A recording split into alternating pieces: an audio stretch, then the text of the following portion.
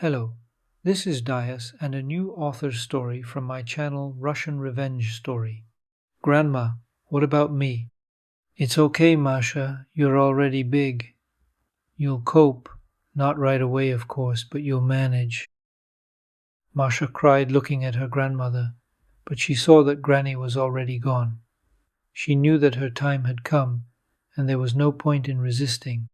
She and Granny had lived together since the day Masha was born. She knew that neither her mom nor her dad were alive anymore, but the girl never asked what happened to them. At first, because she didn't want to upset Granny, and then because she herself felt that her parents weren't waiting for her, didn't want her. They had completely different values in life. People often came to visit Granny. Different people, kind and not so kind. Masha always waited patiently in her room until Granny talked to them. She knew that she shouldn't interfere because she was helping them. Time passed, and by the age of 12, Masha began to understand that the world that she saw, like everyone else, was far from everything, that there was something more that her grandmother knew and others did not see. Now she was beginning to see it too. This scared Masha terribly, and she often cried, locked in her room. One day, her granny caught her doing this. Mashenka, what happened? Why have I been seeing you in tears more and more often lately? Grandma, I'm scared. Why, granddaughter? And Masha told her everything. Granny hugged her. Of course, I didn't want my gift to go to you, but apparently nothing can be done. And now, Grandma is gone and Masha is confused. She is only 15 years old and will probably be taken to an orphanage. She really doesn't want that. Masha decided to run away. She herself did not understand why she decided so. She would live somehow, and then we'll see. Vasily Karpovich stroked his daughter's hair. Don't miss me, Svetlana, okay? The young girl sighed. Well, you know that I won't. I know, but still don't miss me. I'll try to leave earlier today. Dad. What, darling? Maybe we'll find someone again? No, you didn't understand me. Not someone who will feed me and give me injections, but just a person with whom I can chat. Just not from the agency. Vasily Karpovich looked at his daughter. Now, let's go into more detail from this point. Why don't you like the woman from the agency so much? If my memory serves me right, we've already changed about 6 nurses. Dad, they're all so fake. They only say what the instructions say.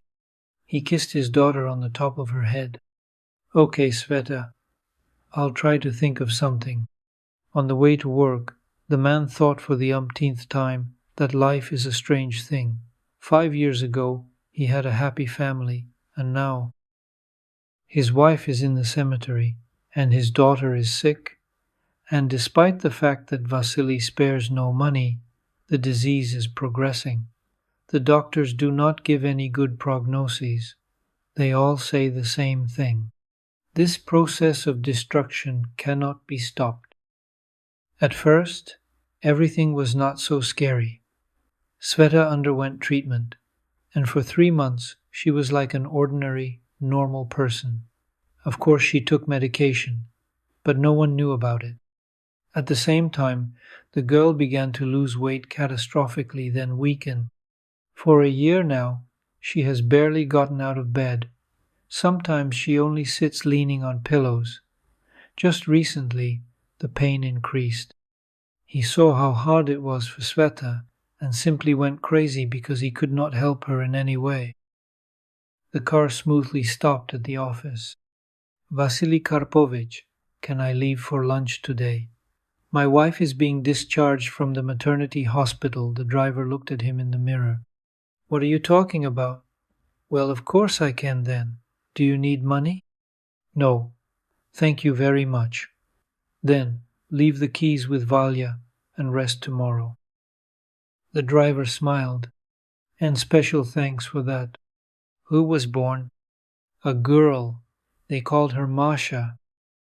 Vasily smiled sadly. A good name. Well, rest. My congratulations to my wife. He headed to the office. Life goes on around. People get married, have children, become happy or unhappy. Only at his home everything froze in anticipation of black grief. The hardest thing in this whole situation was not to break down himself. He supported his daughter as best he could, tried to smile. But Sveta is not 5 years old and she is fluent in the internet, so there are no illusions. It was hard for him, but he understood how hard it was for her to be bedridden like this and to know that there was only the end ahead and no hope. Vasily Karpovich, you need to sign the papers. He stopped and looked at the secretary. Well, tell me, where can I find a person who would agree to become a companion, a nurse? Well, not a robot from an agency, but a normal, ordinary person. Well, Vasily Karpovich, you ask questions. That's only if you look. Well, I don't know, some orphan, so that she could live in your house without problems all the time, or a person who is no longer interested in anything. Although no, that's not possible. We need something positive for Sveta, not a grief-stricken aunt. You understand. Okay, I'll think about it. Vasily finished his business early, he promised Sveta. He decided to stop by the store and buy some sweets. The housekeeper and the doctor would certainly scold. Sveta was forbidden sweets, but he knew how happy she would be. Already leaving the store, he noticed a lonely girl's figure. Something attracted him to this girl, either the hope in her eyes or the fact that she stood there, not approaching anyone, although it was clear that she was going through hard times. Vasily Karpovich stepped towards her. Excuse me, do you need help? The girl first recoiled in fear and then smiled. If it is not too much trouble, I have completely run out of money and I am very hungry. Vasily looked back. Look at the cafe. Let's go, I will feed you. While they were walking, he kept thinking, how old is she? Judging by her figure, she is 15, 16, and by her look, by her eyes, much older. The girl devoured everything he ordered with appetite. It was so delicious that even Vasily wanted to eat. I wish his daughter had a lighter like that next to her. Tell me, Masha, he smiled. Today is Masha's day. Tell me, Masha, who do you live with? The girl put her fork down. No one anymore. I used to live with my grandmother. She died 7 months ago, and I came to the city. And how do you live? Masha shrugged. Well, something like that. Don't get me wrong, I'm not a beggar. I lived with a kind old lady for 5 months. I washed floors, cleaned, cooked, and recently her children took her in. So, Vasily drummed his fingers on the table, that is, you have nowhere to go? No. And wouldn't you like to live with us? I have a daughter. Is she sick? How do you know? It seemed to him that Masha was embarrassed. But then she answered, well, it's not hard to guess. You were depressed. You perked up when I said that you were almost a nurse, and then you told me about your daughter and everything fell into place. He smiled. And you're a smart girl. How old are you? You'll be 16 in a week. No documents, I guess? Why? I have everything.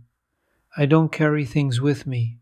I wash the floor at the station in the storage room, and in return I'm allowed to store things there. Vasily looked at the girl with interest. He definitely liked her. And a lot of things? Not really. A couple of bags. Well, so what? Wouldn't you agree to live and try with us? You know, all the doctors, the housekeeper, we have all that, but Sveta lacks communication. I understand. I agree. Vasily raised his eyebrows. She didn't even ask how much I would pay. Masha waved her hand. It doesn't matter at all. He had never seen such a sincere and even a little naive person. Masha looked at the city from the car and kept gasping. How beautiful, how big. Oh, and what is this? And the man happily gave explanations. I probably need to tell you what's wrong with my daughter? No, no need. If Sveta wants, she'll tell you everything herself. Vasily shook his head for the umpteenth time. Where did such a girl come from? First, he showed Masha the room where she would live. She was delighted again. How beautiful. Will this be my bed? Yours. I've never slept on such a big bed. He laughed. Well, let's go get acquainted. Let's go. Sveta looked out the window sadly. Svetochka. She turned, looked at her father, smiled. Dad, I am not alone. Meet Masha. Sveta looked at the girl with interest. Masha? Yes, Masha. A very nice girl. I'm sure you'll become friends. Well, you get to know each other, and I'll go change. Masha came up to Sveta and looked at her carefully. Hello. Hello. It seemed to Sveta that Masha's gaze penetrated somewhere inside her. The feeling was strange, and she looked at the girl with fear. Masha smiled. Don't be afraid. Everything will be fine. Gradually the stiffness passed, and they started talking. When Vasily entered the room, Sveta was laughing. He froze. The laughter of his daughter had not been heard in this house for several years. It turned out that Masha had told her a story about how a magpie stole everything shiny from her grandmother, and the grandmother drank herbs for memory because she thought that she simply forgot where she put it. How are you here? Sveta turned to him. Okay, Dad. Vasily said that dinner was in an hour. He was already preparing to receive a refusal from his daughter, as was usually the case, but Sveta said, Dad, I'm so bored here. Can you transfer me to the dining room? I want to eat there. He almost fainted. Of course. I'll go get a chair now. They bought the chair a long time ago, but Sveta categorically refused to sit in it. Vasily left the room, met the housekeeper, set the table for 3. She looked at him in surprise, then smiled and rushed to carry out the order. Sveta ate a little, but she still ate.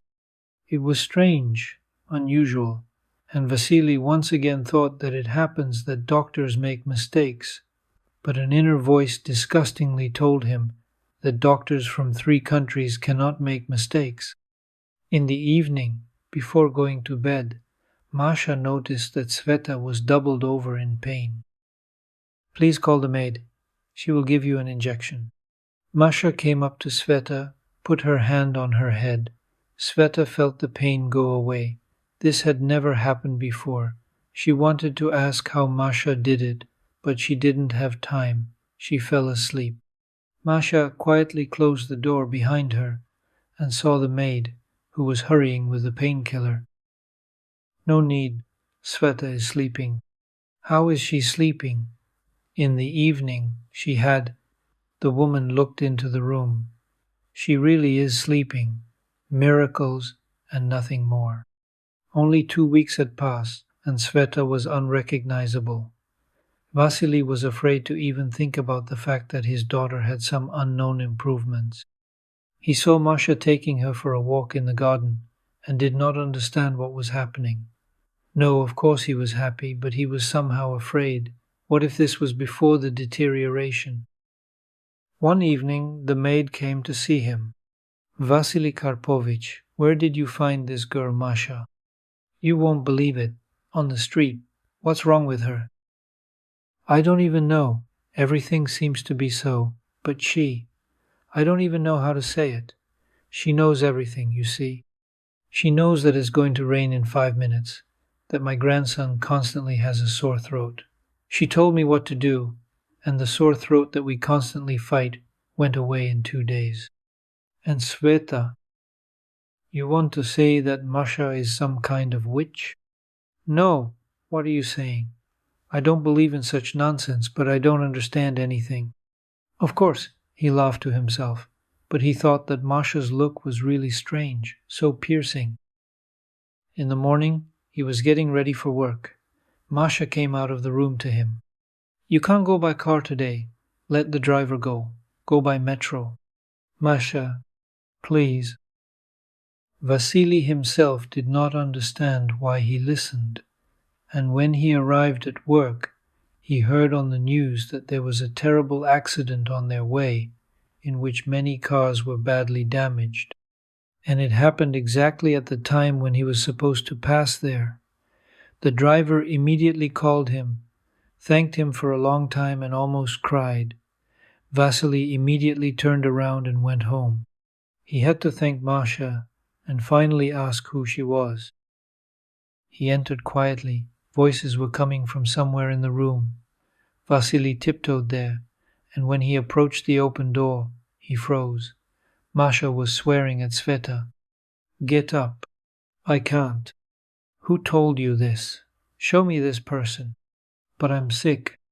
But you're not dead. Give me your hand. Vasily froze because his daughter took one foot off the step, then the other, and then she stood up, though she swayed, and he barely restrained himself from rushing to help. But Masha had already offered Sveta her shoulder. Well, you can't talk. You're a liar, Sveta. And Sveta burst out laughing. Yes, I'm a liar. I'm standing, I'm walking. Vasily quietly stepped back. Let this Masha be whoever she wants, even a fiend from hell. But if she gets his daughter back on her feet, he will pray for her all her life. This girl, whom he picked up on the street, will never know need for anything. 3 months after another examination, the doctor threw up his hands. I don't know what to say. I couldn't be wrong, unless a miracle happened, but miracles don't happen. He said the last words not very confidently. If you like the story, please support me with a like. And to learn about the release of new, interesting stories, subscribe to my channel. All the best to you. Thank you for watching.